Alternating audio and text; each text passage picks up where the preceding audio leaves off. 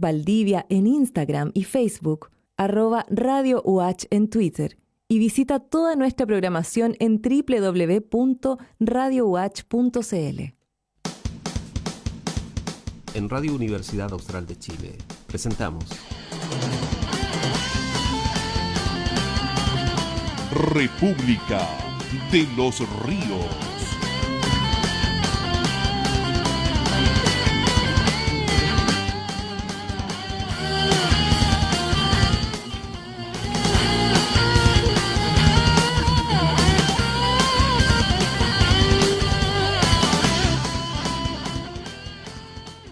Hola, hola.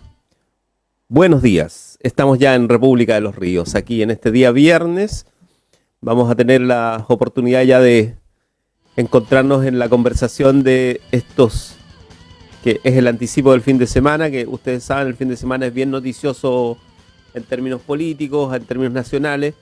Así es que nosotros hacemos el apronte aquí local con dos buenas amigas, con Carla Adman Fechi y Erika Rojas Rudloff.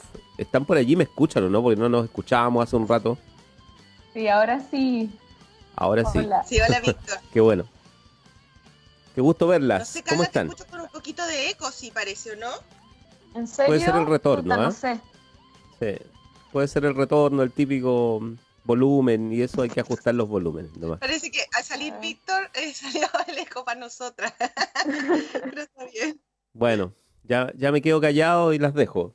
Ustedes ya además que han desarrollado ya la destreza radial del debate, así es que estuvimos el día lunes en Constituyentes con ambas. Vamos a seguir este lunes, todos los lunes tenemos una sesión de conversación con un invitado nacional a través del Centro de Estudios Regionales y de la presencia de su director, Egon Montesinos, y luego hacemos un debate breve, pero un debate al final, que nos permite anticipar un poco las posiciones y las visiones que hay en la región respecto, por lo menos hasta aquí, del plebiscito, digamos. Y obviamente eso se va a ampliar, se va a ir ampliando. De hecho, quedamos con cosas pendientes siempre, pero la ventaja es que podamos estar aquí en la radio permanentemente. Y ese es el caso de Erika Rojas, que es presidenta regional de la UDI, Carla Adman, que es dirigente regional de Revolución Democrática, del Frente Amplio. Así es que tenemos la oportunidad de ampliar un poco ciertas cosas. Normalmente no hacemos este día viernes mucho tema local, porque efectivamente la contingencia nacional es fuerte, sigue siéndolo, pero partamos por la región. O sea, digamos que efectivamente la región está en un proceso, que quizás es un proceso que no deja de ser complejo el desconfinamiento, digamos, ¿no? Así que lo primero que yo diría es cómo están viendo este momento, pensando en las comunidades en las que ustedes trabajan, en definitiva, la comunidad del Ranco, la comuna especialmente de Lago Ranco, el caso de Valdivia, la comuna de Valdivia, pensando en que hay situaciones que ya se están dando, digamos, ¿no? Que es esto de salir masivamente los fines de semana a la calle. Yo sé que es distinto la capital regional de la capital de la comuna en Lago Ranco, pero de todos modos tiene un sentido, digamos, hacer una reflexión local respecto de qué está pasando, cómo lo ven ustedes y si es que está, comillas, funcionando el desconfinamiento adecuadamente. En Lago Ranco veía, Erika, que inauguraron además un parque, ¿no? El Sí, Parque Eje ayer Tringlo. sí, el Parque Eje Tringlo, la inauguración. Y bueno, primero que todo saludarte Víctor, saludar a la Carla. La verdad que es muy entretenido este espacio que tenemos y a todos a quienes nos escuchan. Es bueno esto de comparar las realidades de Valdivia con la Sí. provincia del Ranco, que son realidades totalmente distintas y que es muy bueno que el público lo pueda conocer, los vecinos lo puedan conocer y ver las distintas realidades que tenemos en nuestra misma región. Bueno, como tú decías, Víctor, ayer se inauguró el Parque Eje Tringlo, que es un parque urbano que integra toda una zona cívica de la comuna donde se consideró la integración para discapacitados visuales, se tomó la cosmovisión mapuche, tiene una serie de miradores que cuentan distintas historias y todos están escritos en braille y en mapudungún. La verdad que es un parque muy hermoso, con espacios para juegos infantiles, una zona que quedó reservado para la Plaza 21 de Mayo, que es un centro cívico que permite para los desfiles del 21 de mayo. Así que quedó muy, muy hermoso, todo esto financiado con fondos ministeriales del Ministerio de Vivienda y Urbanismo a través del Serviu. Y la verdad que los ranquinos estamos muy contentos con este nuevo espacio que tenemos, que marca toda una diferencia, porque desde el punto de vista del diseño, del cómo fue pensado, de que fue producto de una serie de reuniones participativas que son fantásticas porque permite que la comunidad pueda decir lo que necesita, cómo lo necesita.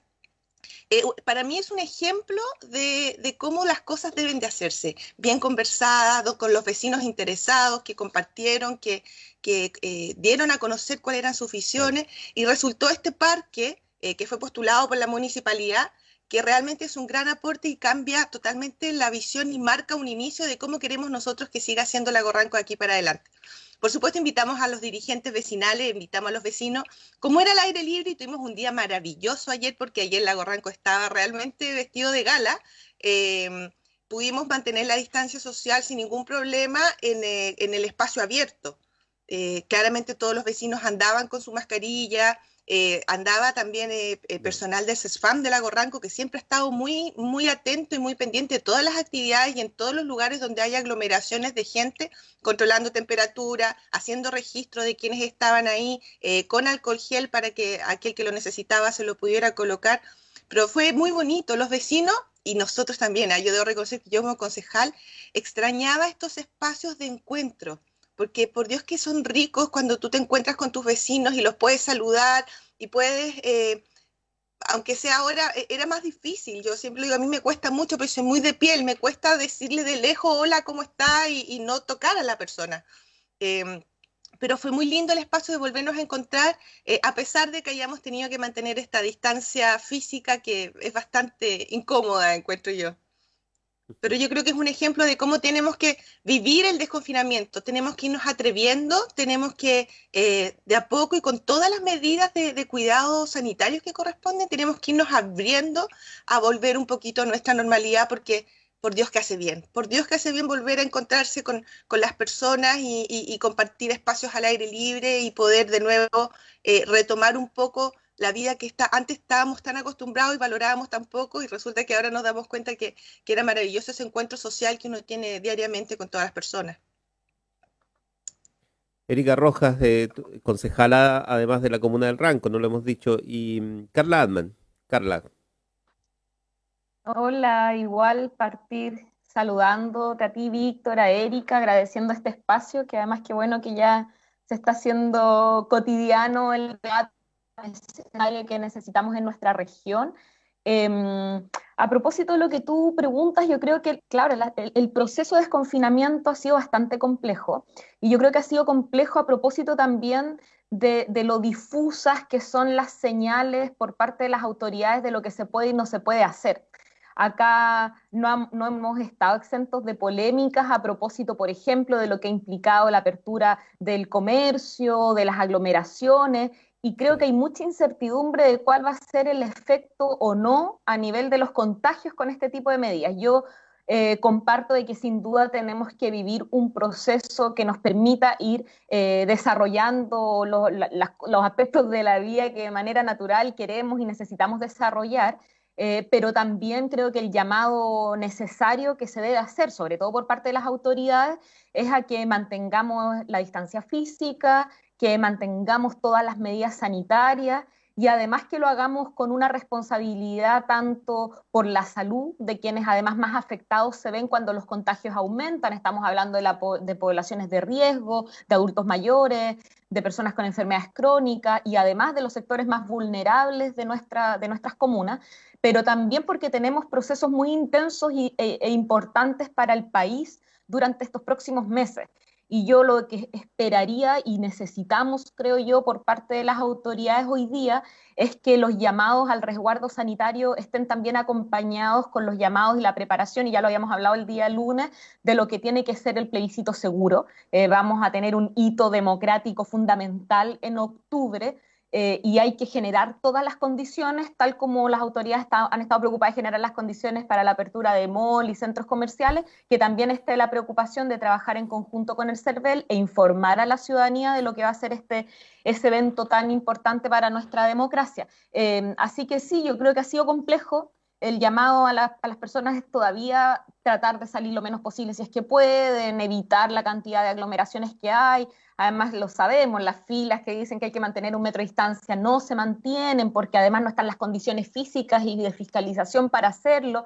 Y ahí creo, y de nuevo insisto, que cuando esto sucede, como sucedió acá para el contexto del Día del Niño y la Niña en Valdivia, que fue bien polémico, salió el intendente criticando a la ciudadanía, yo creo que hay que tener ojo. A la ciudadanía, al contrario, creo que acá en Valdivia, en la región de Los Ríos, hemos sido sumamente disciplinados. Yo siempre destaco, porque además es como la historia dura que ha habido, por ejemplo, de los emprendimientos.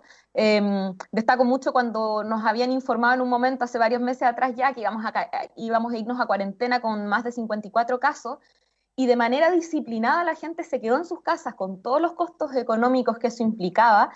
El comercio local cerró, y siempre recuerdo el caso de una peluquería que me comentaba, cerraron voluntariamente 6 semanas a la espera de que llegaran los apoyos económicos para los micro y medianas empresas, que no llegaron, a ellos no les llegaron. Entonces tuvieron que volver a abrir. Entonces yo digo, hay que poner el foco en que la gente ha sido disciplinada, se han cumplido con las herramientas que se tienen con las medidas, y lo que hoy día sí necesitamos es que las autoridades sean más claras en cuáles son las medidas y las señales que hay que tomar, y que este desconfinamiento se asuma con responsabilidad, que mantengamos la distancia para estar más unidos que nunca el 25 de octubre. Por lo pronto, Víctor, estamos con Erika Rojas Sí. y Carla Antman. Erika, ¿sí? Sí, lo que pasa es que Carla señala que las medidas han sido poco claras. La verdad que recordar un poco el contexto de esta pandemia. Este es un virus nuevo donde nosotros tenemos al menos la suerte que vamos detrás de Europa y podemos ir copiando de alguna manera o ir aprendiendo de lo que a ellos no les ha funcionado, o de lo que a ellos han hecho bien, o de lo que no, o de lo que han hecho mal. Claramente las medidas que están comprobadas que funcionan, porque a medida que iba pasando el tiempo cada vez se ha ido sabiendo más de este virus, es el distanciamiento físico, el uso de mascarilla y el lavado frecuente de manos, ya sea con jabón o bien usando alcohol gel cuando no está disponible. Las medidas son muy claras. Evitar las aglomeraciones, porque si tú vas a un lugar donde hay mucha gente, obviamente aumenta el riesgo de contagio, pero está en la voluntad de cada uno. Tú señalaste muy bien. Yo creo que en eso los habitantes de la región de Los Ríos hemos sido súper disciplinados en no salir si no corresponde, en no ir en mantener, por ejemplo, lo que tú señalabas, aquí en Lago Ranco también, cuando empezó la pandemia y sabíamos muy poco de todo lo que estaba pasando, muchos locales también cerraron en forma voluntaria. ¿Ya? ¿Por qué? Porque no sabíamos en lo que nos estábamos enfrentando. Pero a medida de que se ha ido teniendo más claridad respecto al comportamiento del virus, se pueden ir haciendo cosas. Yo creo que la gente necesita ir retomando de alguna manera su vida, pero con las medidas sanitarias que están comprobadas que funcionan. Entonces, tú ves que en los comercios locales están puestos estos separadores, ya sea con plástico o con mica, que controlan a la gente cuando entra, que limitan el número de personas que pueden entrar, pero por supuesto que hay un tema de autocuidado que es sumamente relevante. O sea, si yo veo que hay un lugar donde hay mucha gente y no es urgente ir, no voy. Pero si ya están las condiciones para poder ir a comprar, si necesito ir al supermercado, obviamente las cosas hay que hacerlas. Ahora, si puedo preferir la compra de internet, como en Valdivia, es mucho más fácil, para nosotros es mucho más complicado, esas condiciones no están acá. Pero por supuesto que hay que preferir las compras online. Están las condiciones, pero tenemos que irnos adaptando a esta nueva realidad de vida, y yo creo que hay que ser bastante más proactivo, criticar menos y aportar más, y pedirle a la gente que realmente mantengan estas condiciones que, como te digo, son 3 que están comprobadas: uso mascarilla, lavado de manos y distanciamiento físico.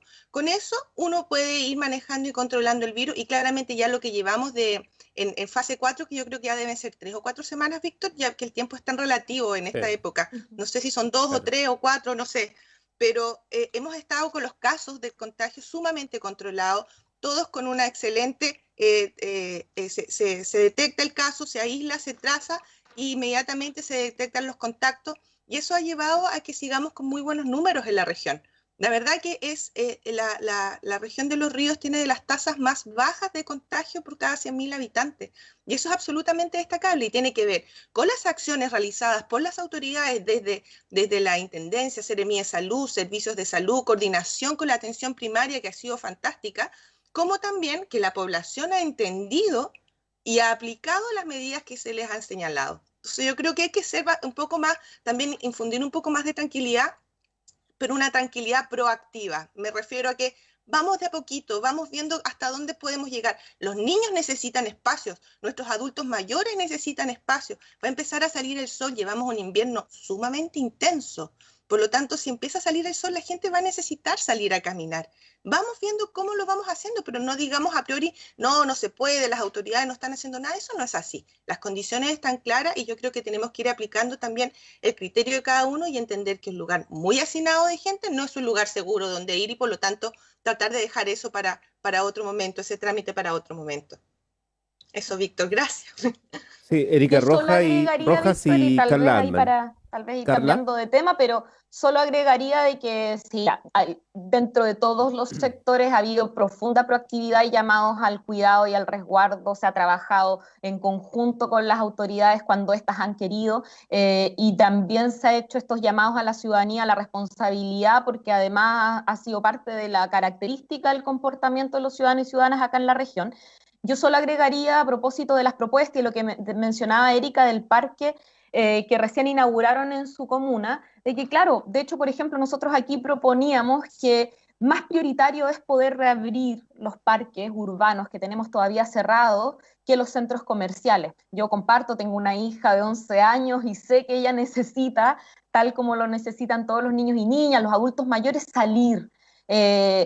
Al aire libre, poder correr, poder estar en espacios en donde además se mantiene la distancia física, y creo que esos espacios, por ejemplo, son mucho más necesarios que la apertura inicial que se hizo de cine o de centros comerciales, que creo que podrían haber esperado y haber tenido estos otros espacios que son mucho más necesarios para además la salud mental y para el desenvolvimiento seguro. Pero reitero, el llamado es que sí, tenemos que seguir manteniendo estas medidas, porque además vienen hitos, e insisto, importantes a nivel nacional, y yo lo que no quiero ver, porque ya lo hemos visto, a sectores que no quieren que se realice el plebiscito, ocupando como excusa la pandemia para que no podamos ir a votar el día 25 de octubre, y me quedo tranquila con los elementos que dice aquí Erika como representante de un partido que está por el rechazo, señalando de que están las condiciones seguras y que por lo tanto entiendo también entonces que estarían las condiciones seguras para el plebiscito, y eso es algo que nos tiene que tranquilizar a todos para empezar a trabajar en esa perspectiva.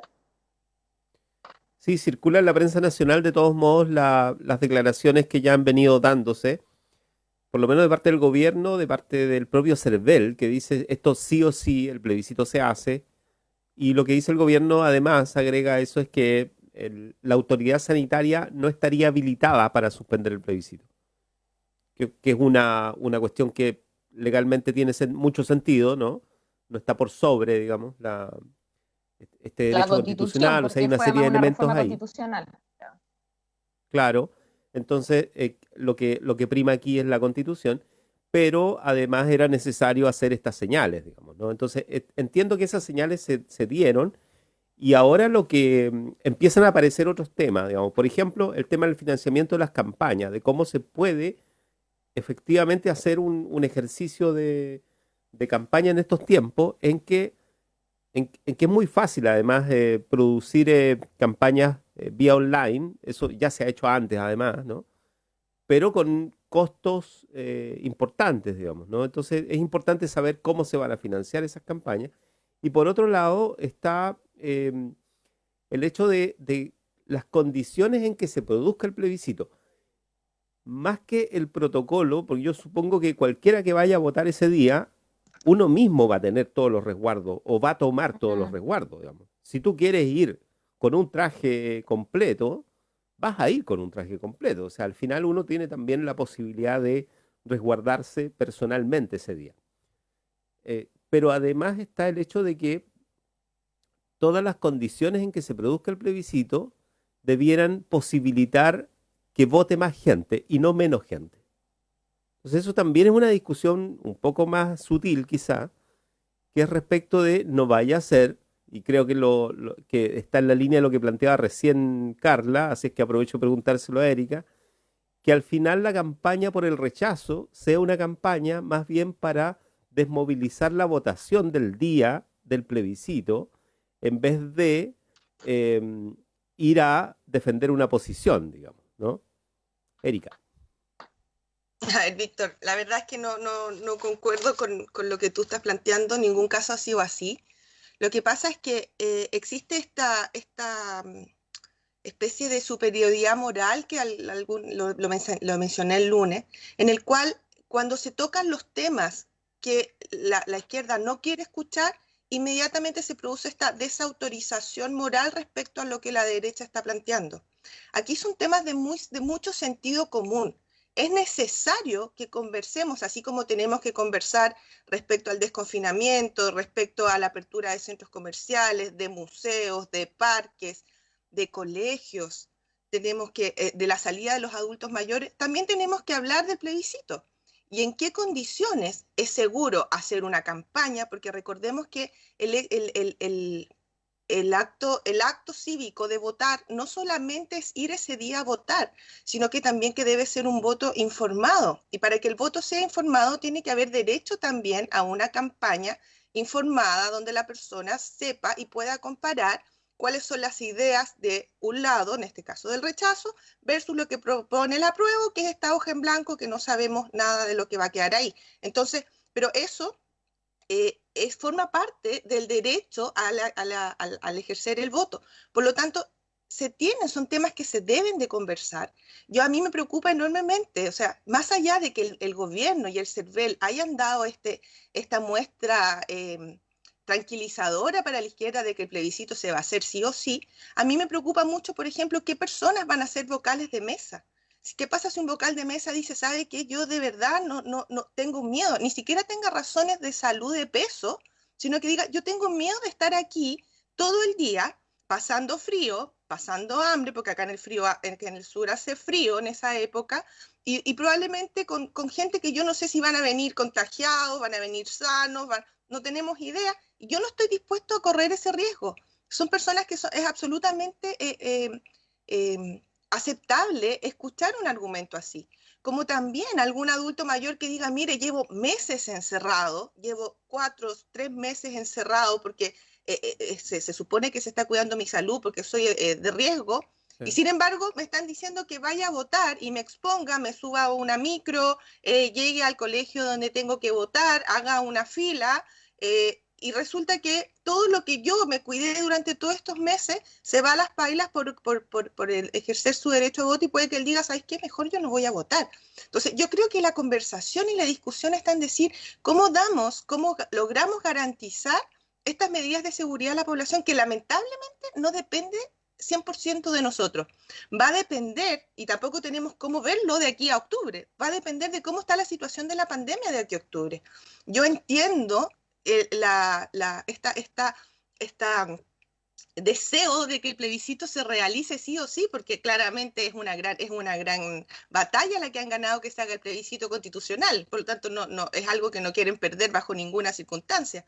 Pero claramente no podemos, o sea, el discurso de ellos siempre ha sido, de la izquierda siempre ha sido, la salud está primero. Perfecto, acá también la salud está primero. El plebiscito no está primero que la salud de la gente, y no es que nosotros nos estemos negando a hacer el plebiscito en ningún caso, sino que conversemos cuáles son las medidas objetivas que tienen que existir, cuáles son las condiciones sanitarias objetivas que tienen que existir en esa época para que esté garantizada tanto la campaña electoral como también la votación. O sea, por eso yo no lo veo como que el rechazo al final está obstruyendo el principio. Al contrario, Nosotros estamos hablando de temas que son de máximo sentido común y que hay que decirlo. Si estamos colocando la salud de la gente antes de las clases presenciales de los niños, si estamos colocando la salud de la gente antes que el desarrollo económico de nuestra población y estamos llevando a la quiebra a muchos pequeños empresarios y estamos dejando a millones de chilenos sin empleo, pucha, coloquemos la salud también antes de la gente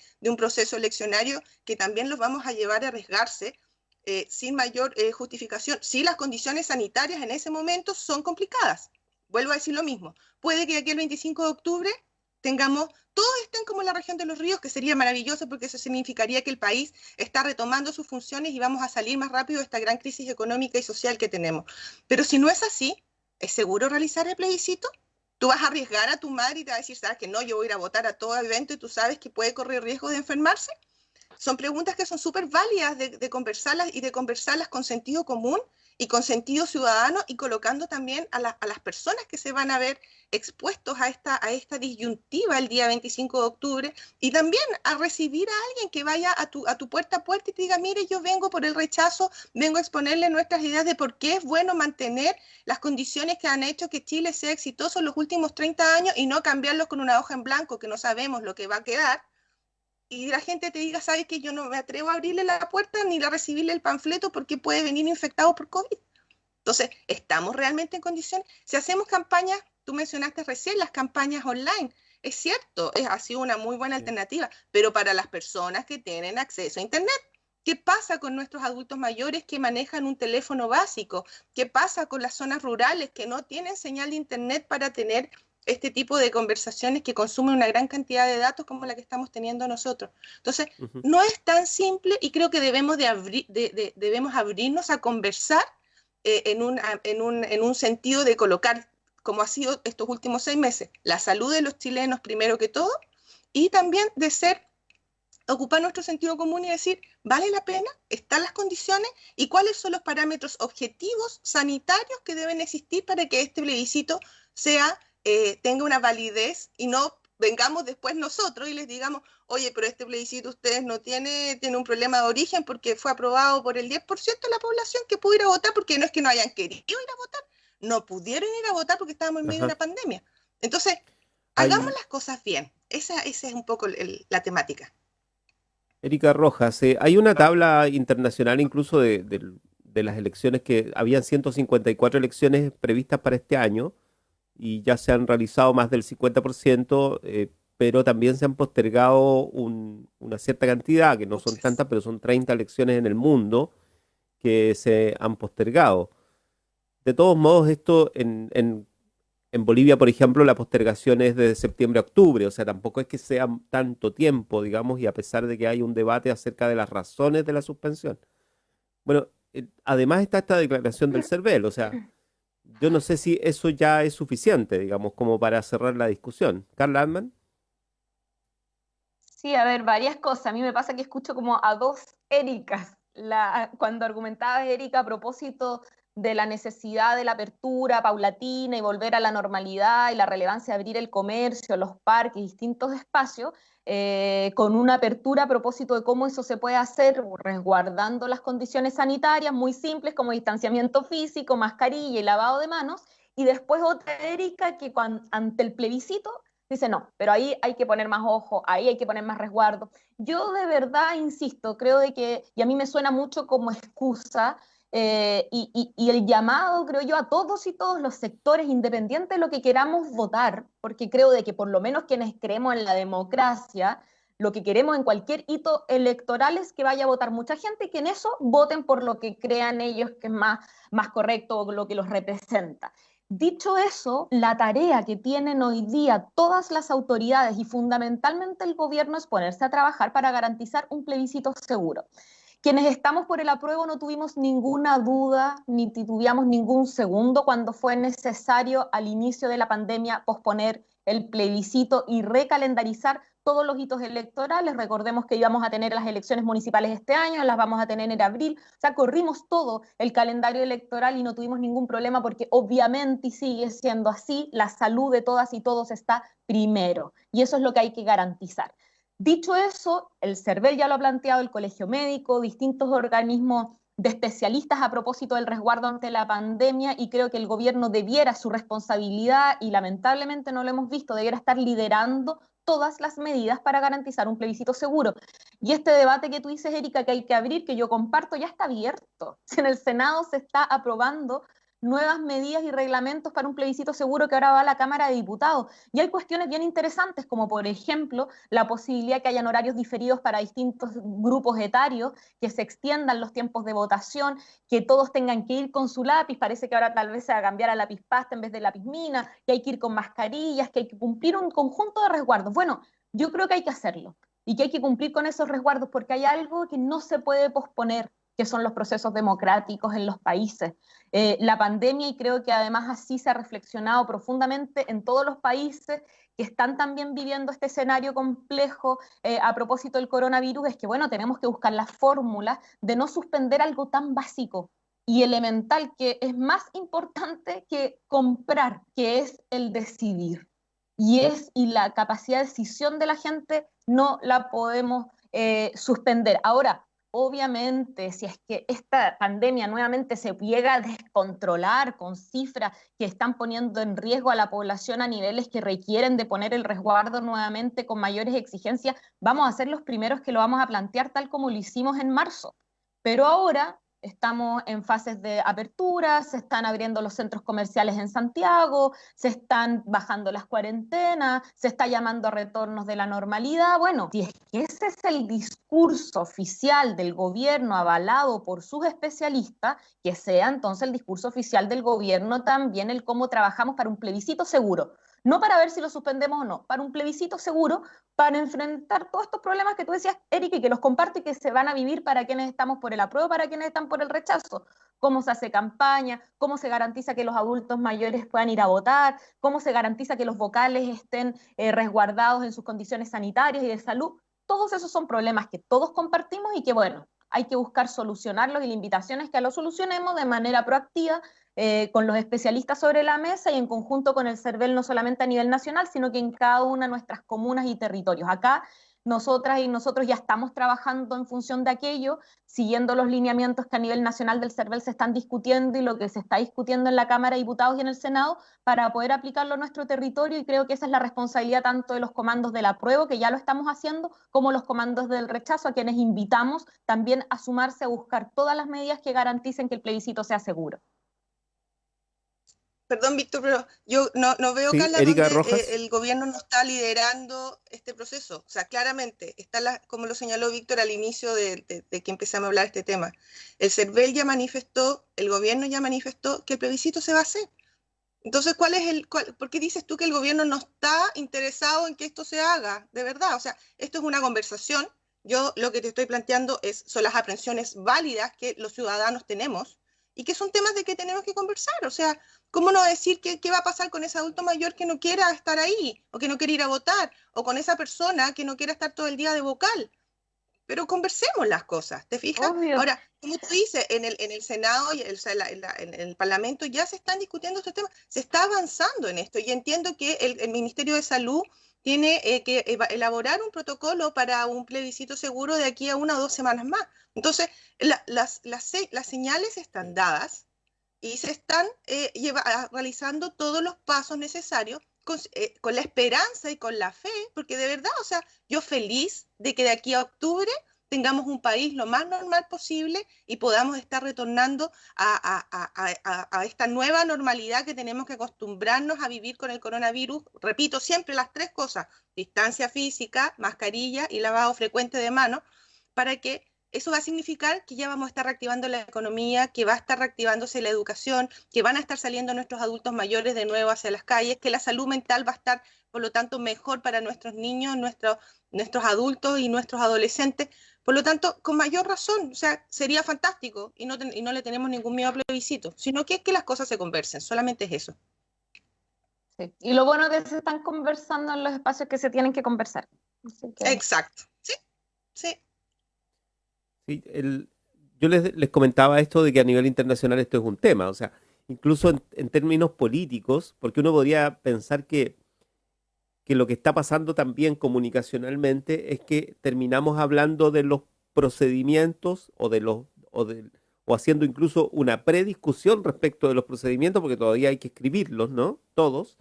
Exacto. Mientras que las opciones, el voto por el apruebo y el rechazo, se mantienen casi como en el aire, como contenidos, con pocos contenidos, y falta todavía meterle todo el contenido político que tienen, digamos, porque efectivamente estamos ante una decisión que tiene un posicionamiento que aquí sí que no tiene que ver con las personas, ¿no? Con esto típico que se dice en las elecciones donde yo voto por las personas, aquí sí que no, aquí sí que estamos votando por una posición política respecto de la Constitución y de su modificación, de cómo modificarla. Entonces, sin embargo, es evidente también, creo yo, que en el caso de los protocolos de higiene, por ejemplo, por poner uno de los temas, ¿no?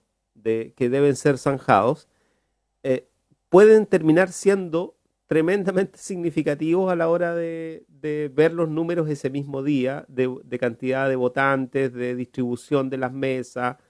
Es súper relevante, por ejemplo, qué pasa con las personas que son grupo de riesgo, ¿no? Y que podrían Claro. sentirse inhibidas también, ¿no?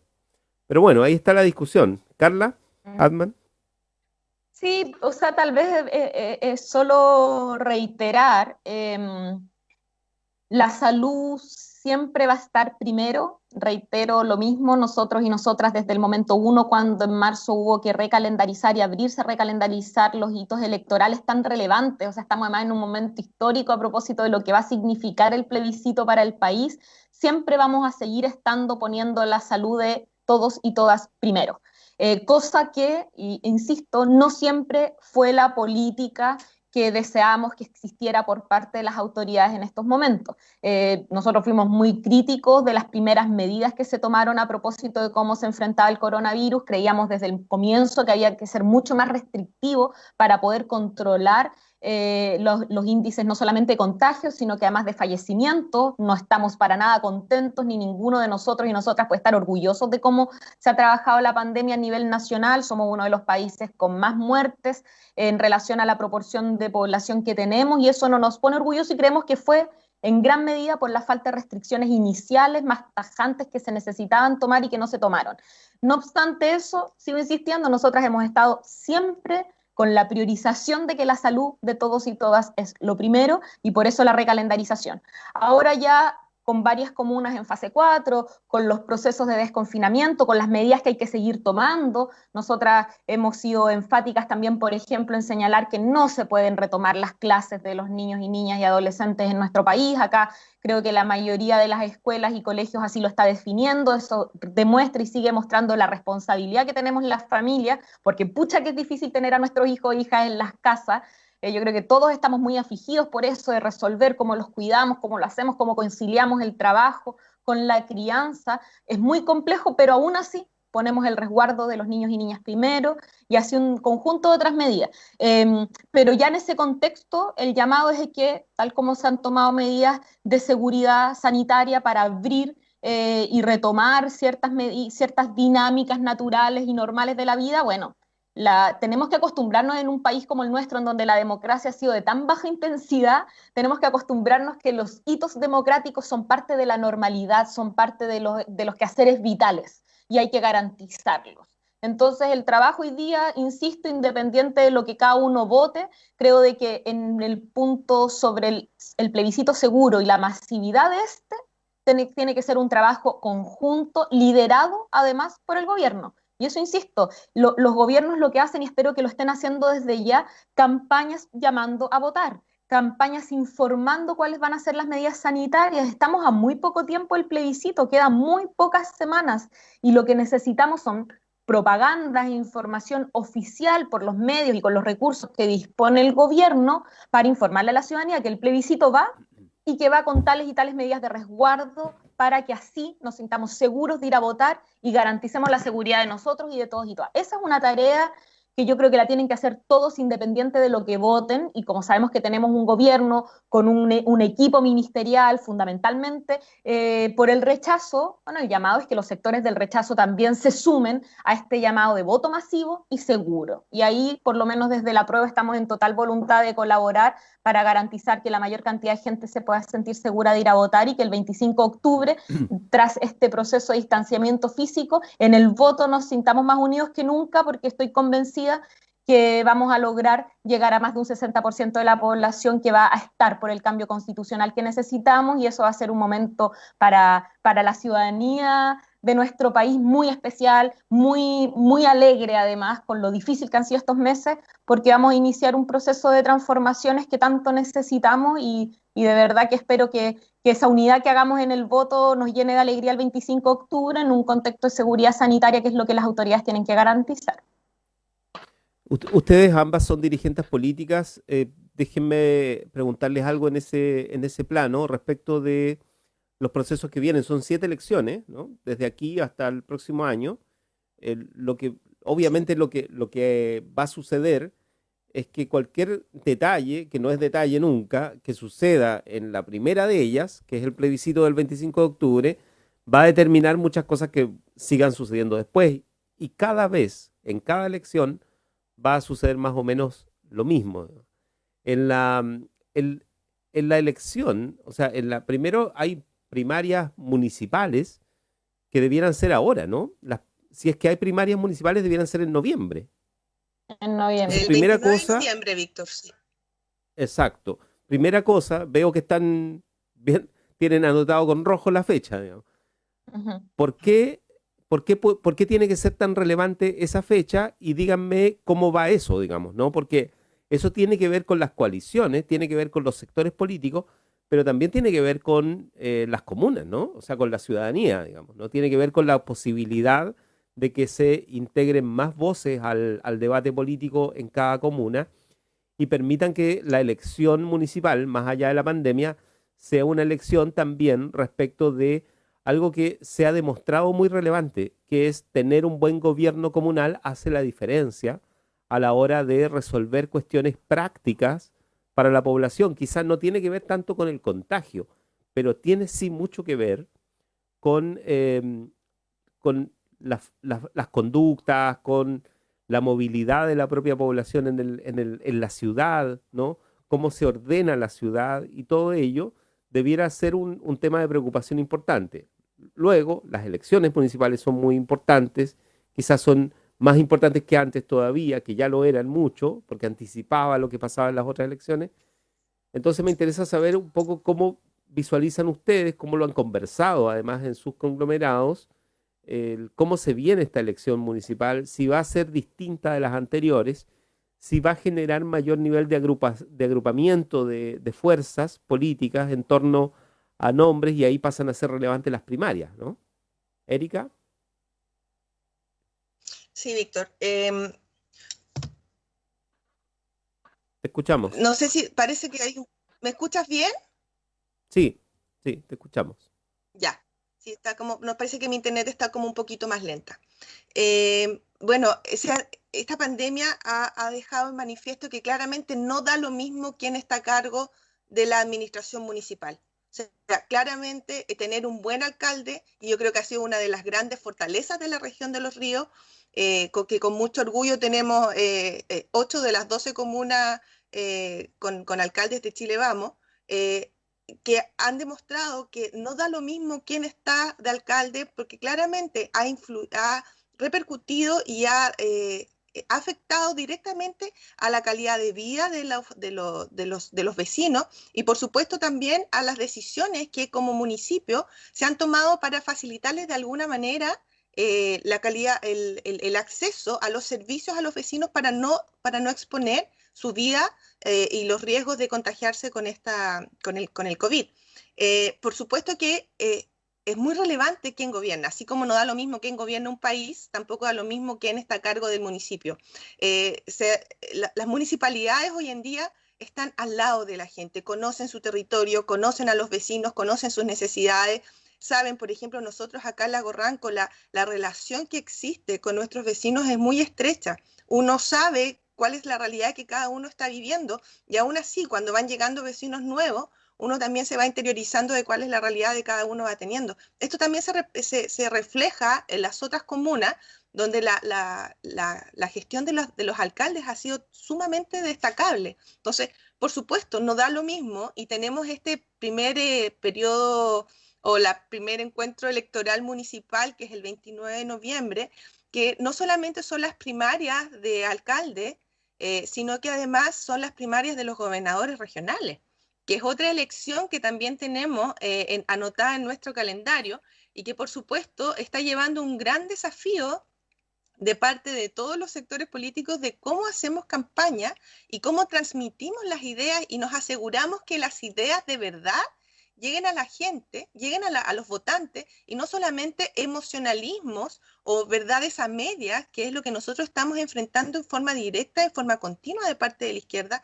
estas verdades a medias donde se dicen, se transmite información que realmente no es la verdad. Como por ejemplo lo que dijo Carla recién respecto al manejo de la pandemia en Chile. Yo no lo puedo dejar pasar. En Chile jamás llegamos al dilema de la última cama. Y eso fue gracias a la gestión, que les guste o no les guste, que realizó el ministro Mañalich, que el día 2 de enero estaba trabajando en conseguir ventiladores, en la reconversión de cama, en capacitar al personal sanitario, en tener más contrataciones. Y es cierto, hemos tenido una mortalidad alta, pero eso se puede explicar desde el punto de vista epidemiológico, porque tal vez nuestra población tiene muchos factores de riesgo. Sabemos que tenemos una población con un alto índice de obesidad, diabetes, hipertensión. Tenemos una alta población adulta mayor, que eso se ha visto que la mayor cantidad de fallecidos son adultos mayores, pero no necesariamente está por el manejo de la pandemia. Lamentablemente las enfermedades tienen un índice de letalidad que es característico de cada una. Entonces eso es un dato, eso no lo podemos cambiar. Pero lo que sí podemos hacer notar es que jamás en Chile llegamos al dilema de la última cama. ¿Se estresó nuestro sistema de salud? Se estresó. ¿Respondió nuestro sistema de salud? Respondió. Entonces, yo creo que aquí estas verdades a medias no son buenas, no es sano transmitirle esto a la población. Y esto es lo que a mí me preocupa. ¿Cómo nosotros, como derecha, vamos a llegar a nuestros vecinos y a nuestros votantes para decir las ideas y las verdades que la gente necesita escuchar? Y tener este diálogo político donde nuestros candidatos a alcalde, nuestros candidatos a gobernadores regionales puedan entregar sus programas, su metodología de administración, su programa de desarrollo, ya sea regional como comunal. Si no, vamos a poder tener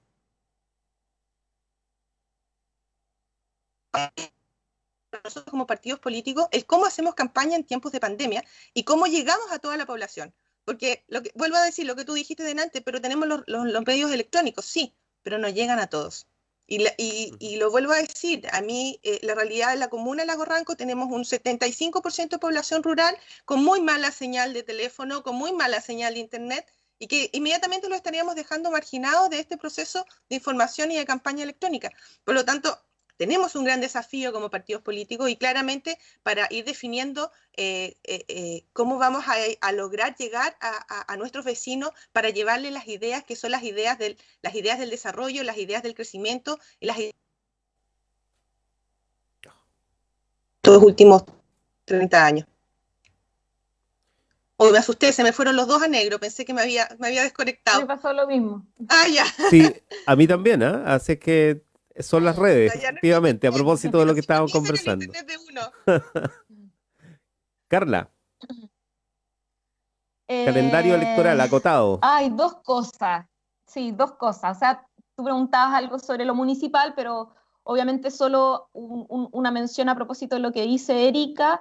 Erika, a mí me da la sensación, y tal como me pasaba cuando escuchaba al ministro Mañalich, al ex ministro Mañalich, que viven en otro Chile. Que estás haciendo referencia a un Chile que no se vivió y que no se palpó durante estos meses. recordemos que tuvimos un debate profundo a propósito de cómo se contabilizaba la cantidad de muertes. El dilema de la última cama, ojo, recordemos también que el Colegio Médico puso atención a propósito de situaciones de toma de decisiones de uso de última cama en algunos hospitales de Santiago. Entonces, digo, insisto, creo de que le hace muy mal a ustedes como derecha no tener una profunda autocrítica de lo que han significado la cantidad de muertes, la cantidad de pérdidas de espacios laborales, de falta de resguardo para poder garantizar un derecho básico como la comida, la alimentación, el no pasar frío, durante este que ha sido uno de los inviernos más duros que hemos vivido en estas últimas décadas. Entonces, de verdad me da esta sensación de que hablas de otro Chile, de éxitos que no existen, que no se palpan y que son la razón también por la cual la gente está tan descontenta y deseosa de cambio. No hay falsedad de datos, no hay verdades a medias.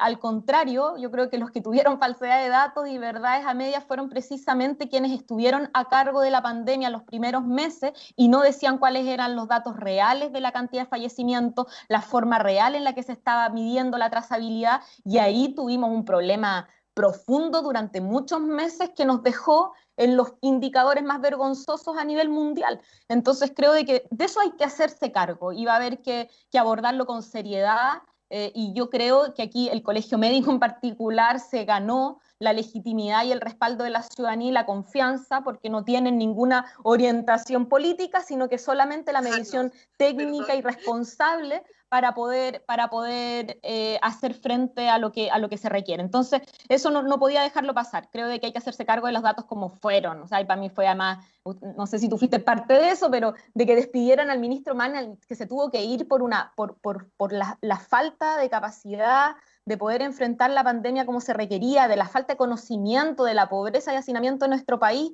y hubo un sector que lo despidió con aplausos cuando se estaba muriendo mucha más gente que el promedio de mundial en los países. Entonces, no, a mí me parece que eso de verdad bueno, no lo puedo dejar pasar. Pero a propósito, Víctor, de lo que preguntabas sobre las elecciones municipales, y en general, todas las elecciones que se vienen en abril va a ser un mes muy importante. Vamos a elegir gobernador o gobernadora regional, constituyentes, porque estoy convencida que vamos a estar además en la elección constituyente, porque a ganar el apruebo ahora en octubre, y además las elecciones de concejales, concejalas y alcaldes y alcaldesas. Entonces, va a ser un momento además nuevo en términos incluso concretos. Van a haber más papeletas, van a haber más candidatos y candidatas, por tanto también más debate, que creo que es muy sano para el momento que estamos viviendo como país y como comunas acá en la región de Los Ríos, y los municipios son un espacio muy relevante, sobre todo en el proceso que vamos a empezar a vivir, que creo yo que va a apuntar a una profunda descentralización de nuestro país.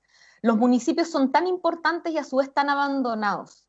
Los municipios son tan poderosos porque son la primera vinculación institucional con la ciudadanía, y por lo mismo también son a los que menos potestades se les han dado durante la construcción de nuestra república. Somos uno de los países más centralistas del mundo, y creo que vamos a empezar a avanzar a una descentralización que le va a entregar más poder a los municipios. Municipios que hoy día son administraciones y se tienen que transformar en gobiernos comunales, municipios que hoy día no tienen todas las potestades y herramientas financieras y técnicas para hacerse cargo de la garantización de derechos, y yo creo que vamos a avanzar a que efectivamente sean la primera base de garantización de derechos y profundización democrática, y ahí van a haber tareas muy relevantes que desarrollar, y obviamente que la posibilidad que lleguen a los espacios municipales personas con vocación democrática, con ganas desde ahí de proteger los derechos de la ciudadanía, de garantizar condiciones de planificación territorial justa para todos y todas, van a ser tareas relevantes. Ahora, ¿cómo se vienen los plazos electorales? Súper encima. O sea, esto del 29 de noviembre, primarias, es una cuestión que está a la vuelta de la esquina. Vamos a estar muy concentrados en el plebiscito primero, que es lo que nos convoca a todos y todas, y la primera tarea.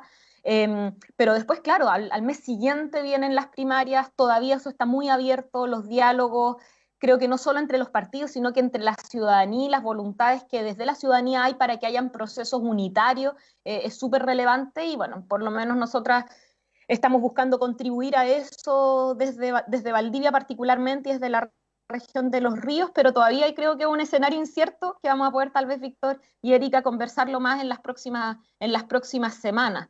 Pero eso, a mí me gustaría, no sé Víctor, si podemos, tengo un tema que no quiero dejar pasar a propósito de lo que está pasando en la costa de Valdivia, No sé si lo podemos tocar o tienes otros Sí, temas claro. ahí para ir abordando, pero lo quiero dejar como en tabla para que lo podamos conversar. Proponlo, a ver, plantéalo. Sí, mira, y además de hecho vinculado a lo mismo que planteaba Erika, la importancia de quienes están hoy día como autoridades comunales y regionales. En la comuna de Valdivia tenemos un serio problema en nuestra costa a propósito de la construcción y parcelación que están llevando a cabo múltiples inmobiliarias. Hemos tenido en estos últimos días además hechos muy lamentables en donde la represión policial en contra de comunidades, fundamentalmente mapuches, que están defendiendo su territorio, se ha visto de manera muy dura, pero hay algo clave.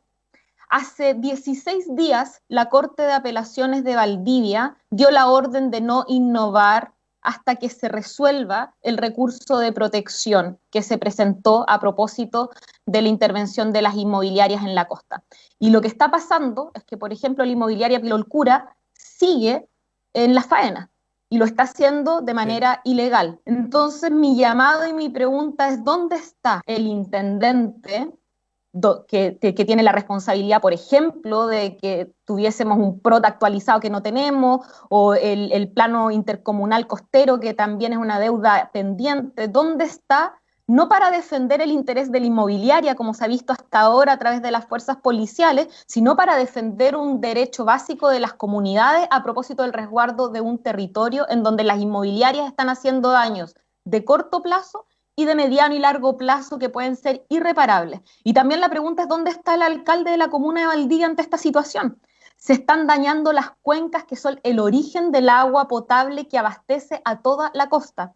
El día de ayer en Los Pellines, los camiones de la inmobiliaria Pilolcura rompieron fuentes de agua que son fundamentales para el territorio y lo están haciendo de manera ilegal porque, insisto, hace 16 días hay una orden de no innovar desde la Corte de Apelaciones que no se está ejecutando.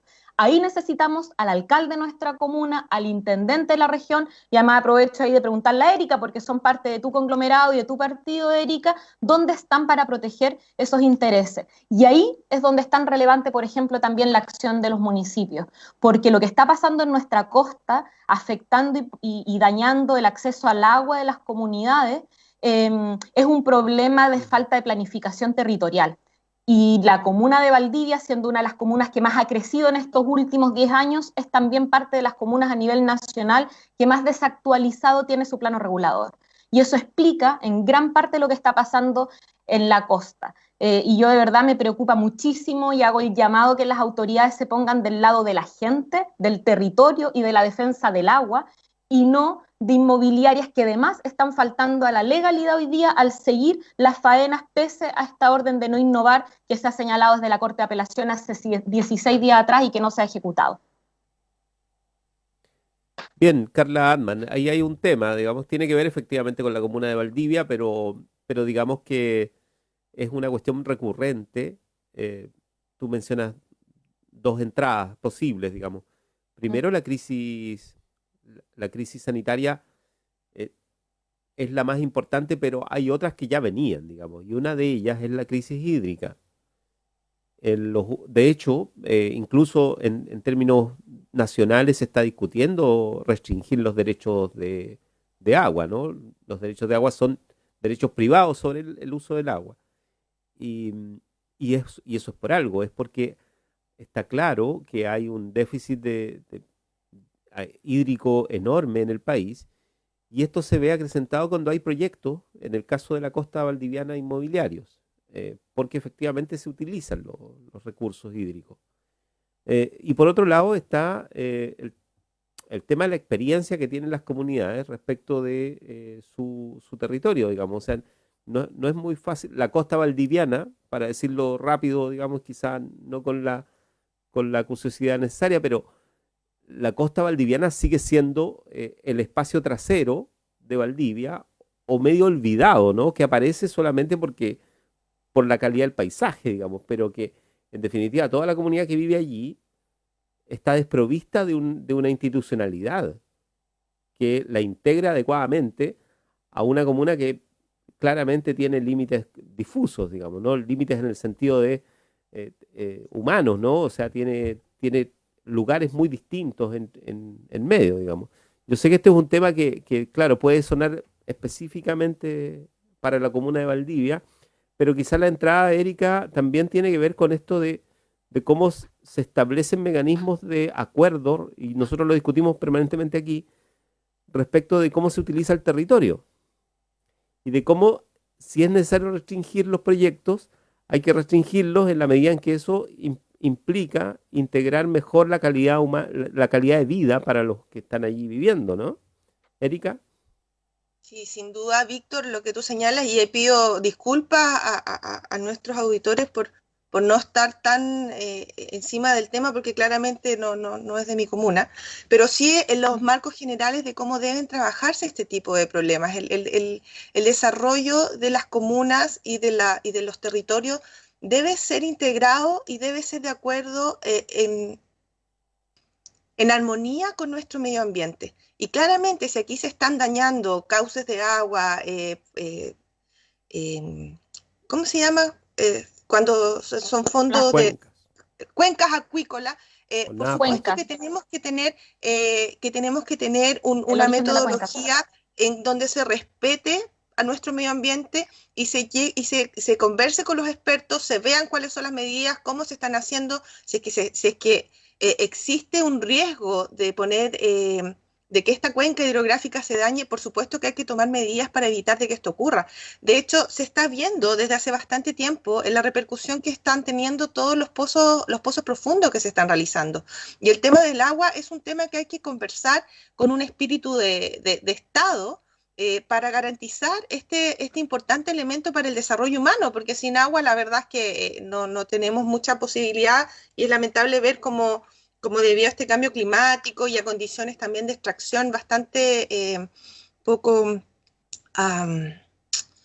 saludables, por ponerle un nombre, en este minuto no se me viene la palabra a mi mente, estamos dañando el abastecimiento de agua para nuestra naturaleza. Ahora, a mí no me cabe la menor duda, Carla, que nuestro intendente y que el alcalde de Valdivia están tomando y están realizando las acciones necesarias para solucionar y atender este problema. No me cabe la menor duda. Desconozco la situación en detalle, pero eso sí lo puedo señalar sin ningún problema. Lo que sí es relevante hacer notar a la población que en general en Chile tenemos problemas con los planos reguladores comunales, así como lo tiene Valdivia, que entiendo que tienen un plano antiguo, pero que han estado trabajando el proceso para para desarrollar comunales completamente engorroso. Es un proceso de muchas etapas que después de que culmina después de muchos años, va a la Contraloría donde está muchos años más, y cuando finalmente se aprueba este plan regulador, te llega y tú dices, oye, pero es que perdóname, esta realidad es de hace 15 años atrás y la comuna cambió. A nosotros nos pasó, como Lago Ranco, que el plan regulador, se hizo un estudio para modificar, para actualizar, porque esa es la palabra, los planes reguladores se actualizan porque tenemos uno del año 86, para actualizar este plan regulador, y sin embargo cuando se terminó todo este proceso, oye, resulta que no es la realidad de la comuna, porque nosotros nos vimos enfrentados al cambio que se asfaltó toda la vuelta al Lago Ranco. Eso produjo grandes cambios y grandes desarrollos en nuestra comuna, y hizo que la visión del desarrollo territorial cambiara en 4 o 5 años. Entonces este plan que habíamos hecho ya no tiene ningún sentido, y la verdad que tenemos que volver a foja cero y volver a verlo todo de nuevo. Pero ese es el problema. No es que no exista la voluntad de parte de los ediles y también de este desarrollo territorial regional por no realizarlo, sino que el proceso, yo creo que ahí ese es el tema que hay que conversar con los expertos en estos temas. ¿Cómo lo hacemos para que estos procesos sean más ágiles? Cosa que cuando lleguemos al final de un desarrollo territorial, de un plan de desarrollo territorial, realmente nos sirva y no sea una visión que ya quedó obsoleta hace 10 o 15 años atrás. Entonces, no es que no exista la voluntad de parte de los ediles, y esto es algo que es transversal en todo Chile. El tema de los planes reguladores comunales es un gran tema, y yo creo que es una de los debe que tiene la modernización del Estado, que yo vuelvo a decir eso, tenemos un Estado que funciona de una manera muy antigua, la modernización del Estado para poder tener planes reguladores actualizados que nos permitan ordenar estos procesos, estas zonas que quedan oscuras, que el plan regulador no considera, y que al final del día ni siquiera pasa por el municipio, porque cuando es una zona rural que no está incluida en el plano urbano, ni siquiera las autorizaciones a veces pasan por el municipio, sino que pasan directamente al SAG. Entonces, toda la complejidad de lo que es el ordenamiento territorial debe ser más sencillo para que podamos tener una realidad acorde a lo que estamos viviendo en su minuto y sea más ágil y podamos ir manejando este ordenamiento territorial. Ahora, les vuelvo a decir, yo estoy segura de que tanto el alcalde Omar Sabat como el intendente César Asenjo están a cargo de la situación y no me cabe la menor duda de que ellos están realizando las gestiones necesarias para que no se produzca este daño ambiental que ella señala, porque claramente eso es algo que no corresponde que ocurra, más aún si es que existe una orden de no innovar, así que no me cabe la menor duda de eso. Lamento no manejar más información, pero sí espero responder un poco la orientación que tú le das, Víctor, y dejar este tema. O sea, el ordenamiento territorial es algo tremendamente necesario, nosotros lo vivimos a diario aquí en nuestra comuna, tenemos polos de desarrollo donde se están construyendo muchas casas, tenemos que llegar después como municipio con caminos, con luminarias, con paraderos, con agua, porque en las zonas rurales tampoco están con agua, entonces, pero se empiezan a estos desarrollos humanos, y después uno tiene que hacerse cargo en llevarle los servicios que necesitan. Claramente, el poder tener un plan regulador actualizado, eso te lo soluciona, pero los procesos son muy largos, muy engorrosos, y no nos permiten estar al día con la actualidad, con la realidad que vive la comuna en ese momento. Y sé que eso está pasando a nivel transversal en todas las comunas de Chile. Gracias, Erika. Erika Rojas. ¿Carla? Sí, bueno, reiterar que necesitamos que las autoridades, tanto regional como local, contribuya a obligar y mandatar a que las inmobiliarias en la costa cumplan con este mandato de no innovar que hace 16 días se emitió y que no lo están cumpliendo.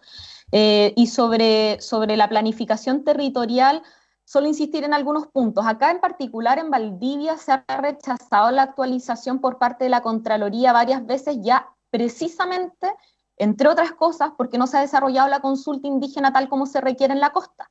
Entonces, creo que lo que se está viviendo hoy día en la costa de nuestra comuna es también reflejo a la falta de preocupación, de voluntad y de priorización que se tiene desde el municipio para poder resolver a través del diálogo y la participación la forma en que miramos y proyectamos la costa con las comunidades indígenas.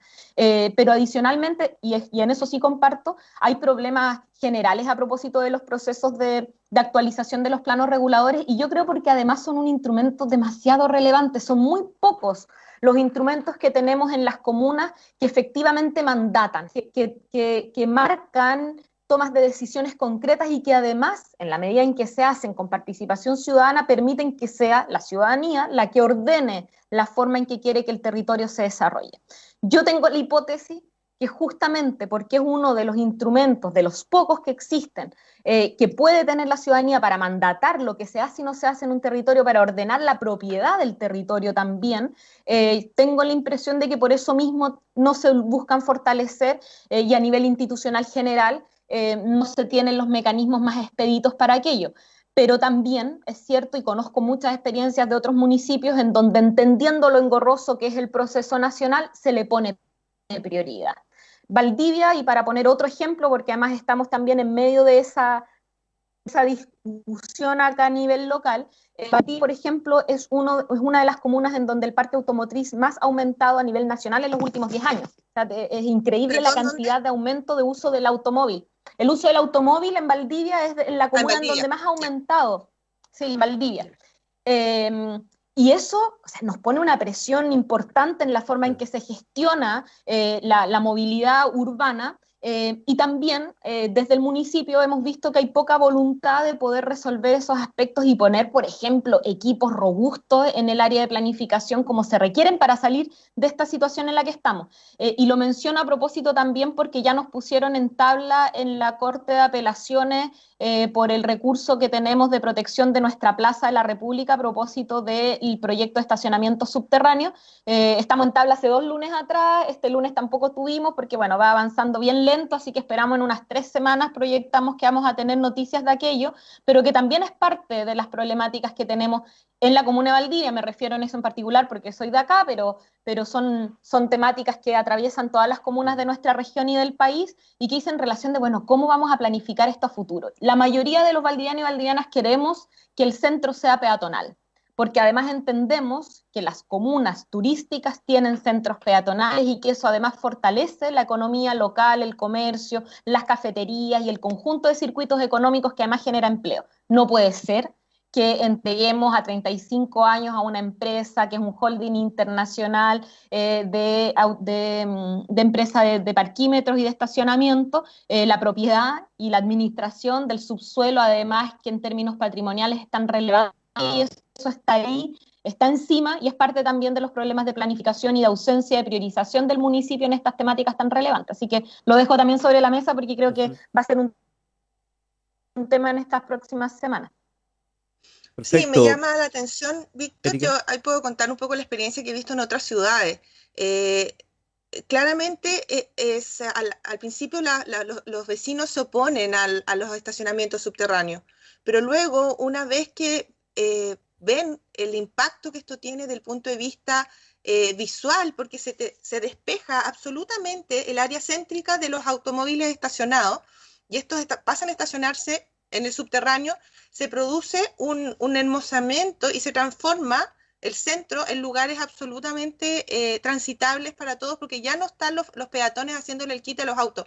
Yo le daría una vuelta a Carla. Yo creo que sin manejar más allá la información, pero sí con la visión que uno tiene como edil y como persona que sueña con los desarrollos comunales, hay algunas decisiones que a veces uno tiene que tomar decisiones transando algunas cosas.